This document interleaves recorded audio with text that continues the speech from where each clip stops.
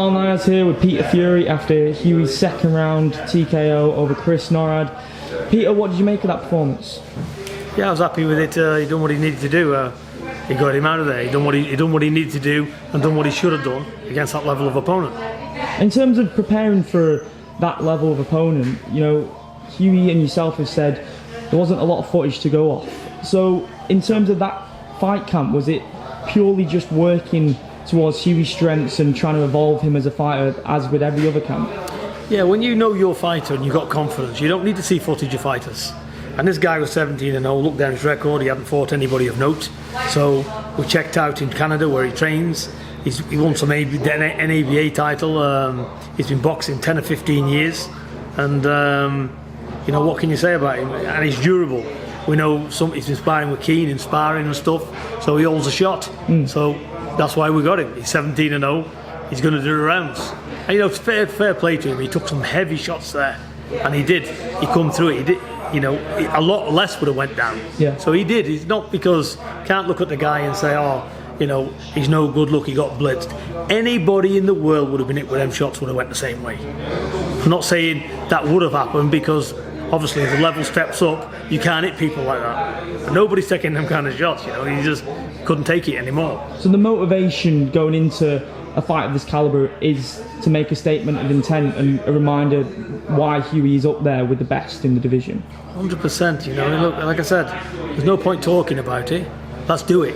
He's going to take on anybody, and he'll be coming out on top of it. You know, he's had his learning curves, and even his losses. He's had 2 losses, but them losses have been reasons behind them.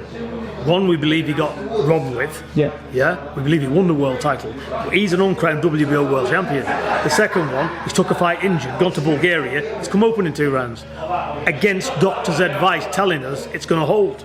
So that's where we are. He's not. He knows, and that's why in this fight, what people can see, he's in front of Norrad. He's got his hands down. He's moving because he doesn't really care. He knows. You know, if world level fighters can't get him out of there, you know, he's not too bothered against this type of opponent. Yeah, but you said that, you know, he might not have looked bothered that he had his hands down and stuff, but in terms of previous performances, that was as high octane as you can get in terms of how ferocious he was in there.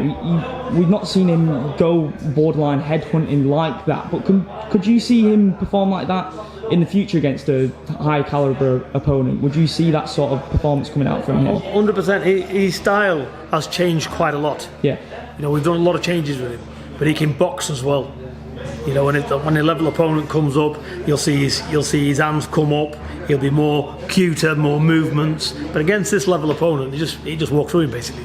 And obviously, last week, just in terms of the months ahead and the month previously, last week we had Deontay Wilder fighting. Next week we have AJ fighting. We got Gorman Dubois, big domestic fight over here.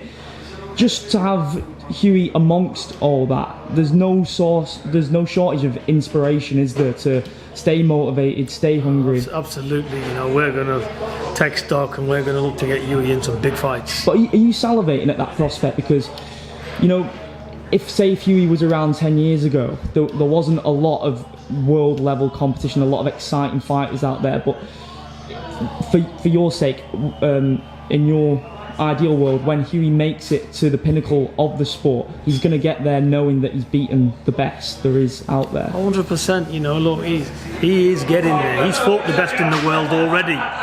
You know, and he's had 2 controversial losses. Yeah, so like I said, it is what it is. So he's coming back. He's injury free. He's in fantastic shape, and now he's maturing. Now I'll say this as well. He's still 24. He's got a way to go yet. He's got a way to go. He's not going to be a mature heavyweight until he's past 26. You know, he's still maturing as a man.